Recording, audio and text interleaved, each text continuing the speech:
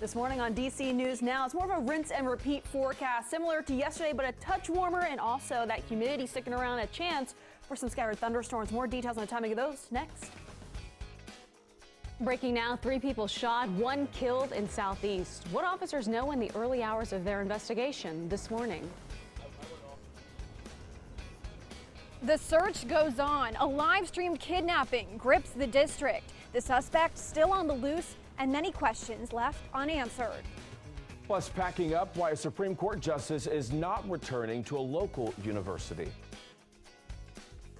All right, good morning to you at home. Thanks so much for joining us. I'm Corey James. Good morning. I'm Tanaya Wright. Happy Thursday. Shanika's in with a check on the roads. And how are we looking this morning so far? Happy Thursday. Well, we have some construction in northern Virginia. It could cause an impact for certain drivers. So we'll talk about where to avoid. Definitely good information to know. And what everyone wants to know, what's the weather going to be like? Very similar to yesterday. It's more of like a rinse and repeat where we're going to be tracking scattered thunderstorms. Okay, dentist. I know.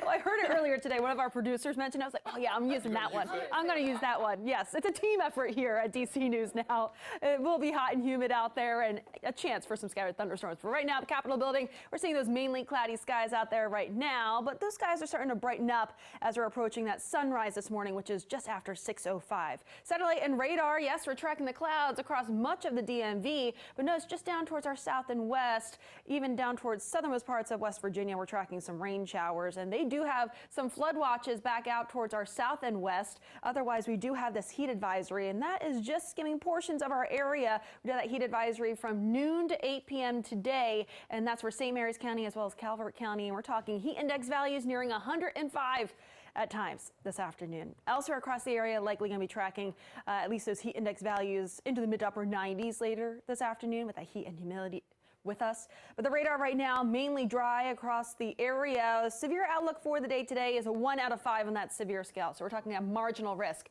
Main impacts will likely be gusty winds with any of these severe thunderstorms that pass through, and even possibly some heavy downpours at times. Temperatures now upper 60s to low 70s for much of the area. 78 in DC, 76 down towards Fredericksburg at this point in the morning. Dew points upper 60s to low 70s. It's more of that sticky feel to the air if you are heading out for your morning walk or your morning run. But highs today, later on this afternoon, I would say get outside for that morning walk and morning run now, because later on this afternoon it will be quite hot. Upper 80s to low 90s. Tonight we see those temperatures fall back upper 60s to low 70s. Tomorrow we'll be back into the 80s for much of the region, and a cold front will be approaching, and that'll clear the region as we look ahead towards the weekend. That means drier conditions for Saturday. But right now we'll toss it over to Shanika with the very latest on traffic. Any new updates right now? All right. Well, we do have a few updates, and let's go through them. 66 headed east as the sun is coming up. That is a beautiful sunrise there. Just wanted to show you that really quick. Now, beyond this point, it's not going to be so beautiful as time goes on. You will see some construction, so they are changing those traffic patterns. 66 headed east, that's between Blake Lane and Nutley Street. So do try to watch for that. Give yourself a little bit more time, or just avoid it altogether. So watch for a fire not too far in Annandale. This is on Columbia Pike between Maple Avenue and Gallows Road. Watch for crews on scene as they're fighting that fire. Now over to the rest of our region, 295, that all looks very clear. And Frederick, we had some problems. That left shoulder was blocked on 70 headed eastbound right near 40. That is clear. Coming out of Frederick is also clear through Hyattstown, Germantown, Gaithersburg, Rockville, and beyond. Now let's take a look at that top side of the Beltway. 95, the inner and outer loop through Silver Spring, Georgia Avenue 29. Enjoy it while you can. All right, over to you. All right, thank you, Shanika. Your time now is 6:03. Breaking now, 3 people injured after nearly 100 shots rang out in southeast D.C. overnight. Officers nearby were flagged down by witnesses, and they found 3 victims, 2 men and 1 woman. One of those victims, we have learned, died at the scene. The other 2 victims, a man and woman, both were taken to hospitals.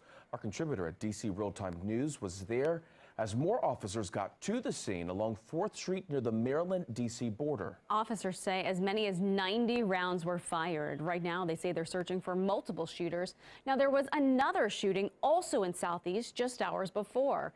Investigators say dozens of shots were fired there as well. 7th District Commander John Branch says they're now trying to figure out if these shootings are connected.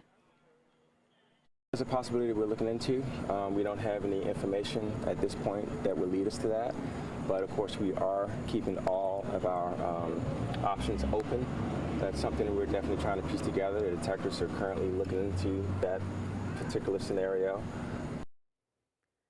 Now, here along the border, you'll see right here on 4th Street Southeast, that is where that triple shooting happened at about 10:30. Yeah, just a few blocks away right here at Wade Road Southeast.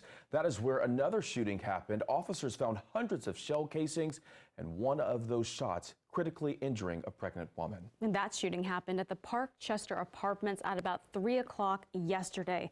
The victim was also a property manager there. Police are now investigating whether this may have been a shootout between cars. At this point, they say they're looking for several suspect vehicles. Our contributor, Larry Calhoun of DC Real-Time News, says he's not heard of anything like this before. I've never in my 2 years seen two scenes with that type of high volume of gunfire erupting within a community. DC Real-Time News coming to you late in the night and a violent day in Washington, D.C. And at this point, police are still searching for suspects in both shootings. We've reached out to police for new details on the shootings and are waiting for a response. Yes, we are, and we will bring you those details as soon as they come into our newsroom throughout the morning. All right, time right now is 6:05 on this Thursday morning. This morning, 30-year-old Salita Lee is safe and sound. This after her boyfriend allegedly kidnapped her yesterday. The whole thing all caught on Instagram Live. DC News Now's Christy Matino has been following this story since that news first broke yesterday. She is now back live at the scene in Van Ness, right where Lee was first forced into that car. So, Christy, what questions do we still have nearly 24 hours after this all started? Guys, I'm back here at the Ava Van Ness Apartments, and it's a very different scene than yesterday. 24 hours ago, this was very active. We had police cars just lining the street here, and as you can see, the scene is clear now, but police are still investigating to find out what exactly happened between 30-year-old Salita Lee and her boyfriend, Marquise Parker. Still a lot of unanswered questions. Perhaps the biggest one, where is Parker? DC police shared Wednesday that Lee was found safely, as you guys were just saying, but still no sign of Parker. Another key detail, we still don't know where Lee was found or how she got there. But let's go back to the beginning for one moment here. Police say Parker got into a fight with Lee Wednesday morning. He pulled out a handgun and attempted to put her into the trunk of a car. That car was later found on Ames Street later that day with an open trunk. Now, all of this was caught on camera while Lee was on Instagram Live with a friend. Police shared new details at a press conference, helping to piece together what happened here. And now they say that Instagram Live video is going to play a key part in trying to solve the remaining questions. Our person of interest, Mr. Parker, forcing Miss Lee into a vehicle against her will. He initially did try to put her in the trunk of the vehicle and then eventually put her in the back seat and fled that location. We are aware of the video. We do have it, and we do have the audio, and that's part of the investigation. And lastly, another mystery, that car, that gold Ford Fusion, that was found about 12 miles away from the Ava Van Ness Apartments on Ames Street. So the other two questions here, how did that car get there and what transpired after it was left there and why was it left there? I've reached out to DC police to try and get those answers for you. I will report them back here as soon as we get that information. In Van Ness this morning, Christy Matino, DC News Now. All right, Christy, thank you. Your time right now is 6:08. Happening today, Washington Commanders owner Dan Snyder testifies before Congress virtually. The House Oversight and Reform Committee is investigating the team's workplace culture. It all starts in just a few hours at around 8 o'clock this morning. It's been a long road, though, getting Snyder to testify. You might remember he declined before citing business conflicts. The committee then subpoenaed the Commanders owner. Former employees say Snyder fostered a toxic culture that glorified drinking and objectifying women.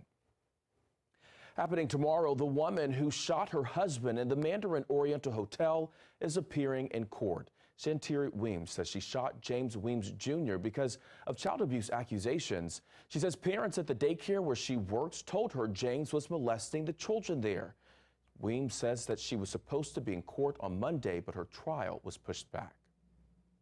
Time right now is 6:09. New this morning, a family is now without a home after a fire in Montgomery County. A 12-year-old woke up to find that home on fire. He flagged down a passing driver who then called 911. The good news is, though, everyone made it out of that home safely. Time right now, 6:09. In health news this morning, monkeypox vaccines are on the way. Almost 800,000 doses are being shipped to the U.S. This as hundreds of people have been infected across the DMV. The district currently has cases 205, according to the CDC, while Maryland has 101 and Virginia sits at 39. Meantime, West Virginia reporting only 2 cases. Health officials stress that anyone can catch the monkeypox virus. 2 children so far have tested positive in the U.S., one of them currently isolating here in the district. An update this morning now on Brittany Griner. The U.S. is trying to make a deal with Russia for both Griner and Paul Whelan, another American currently detained in Russia. Secretary of State Antony Blinken revealed that offer to the public. Now, he says he proposed it to Russia weeks ago. The exact details of that deal are still unclear this morning. This is the first time the U.S. has taken open actions to bring Griner home. We are still waiting to see if this offer will be enough for Russia to release them. And we have an update on Supreme Court Justice Clarence Thomas. The vice president of George Washington University has confirmed Thomas will not be teaching at the college anymore. Thomas previously taught a seminar at GW. All students recently petitioned for Thomas to be removed from his position. This, of course, followed his decision to overturn Roe v. Wade. And your time right now is 6:10. This morning, Capitol Police are on high alert ahead of tonight's congressional baseball game. Multiple political groups are planning to disrupt the game that's held each year for charity. DC News Now's Lex Juarez spoke with one of the protest organizers, and Lex joins us in front of Nats Park this morning, where they're set to play, and that protest is also expected to happen. Good morning, Lex. Good morning, Corey. Yeah, organizers tell me that over 150 people will be out here protesting at the congressional baseball game tonight, all demanding action on climate change. Now, they tell me that demonstrations are expected to happen both here outside of the stadium as well as inside and during the baseball game tonight. Now, there are multiple groups who've come together for this, such as the Green New Deal Network, Shut Down DC, Arm in Arm, and West Virginia Rising, and they all came together just to plan this under the group name Now or Never. Now, they tell me the idea is to have nonviolent, loud, disrupting protests and ultimately get the attention of lawmakers who they say have failed to do their jobs when it comes to taking action on climate. The group wants President Biden to sign an executive order declaring a climate emergency.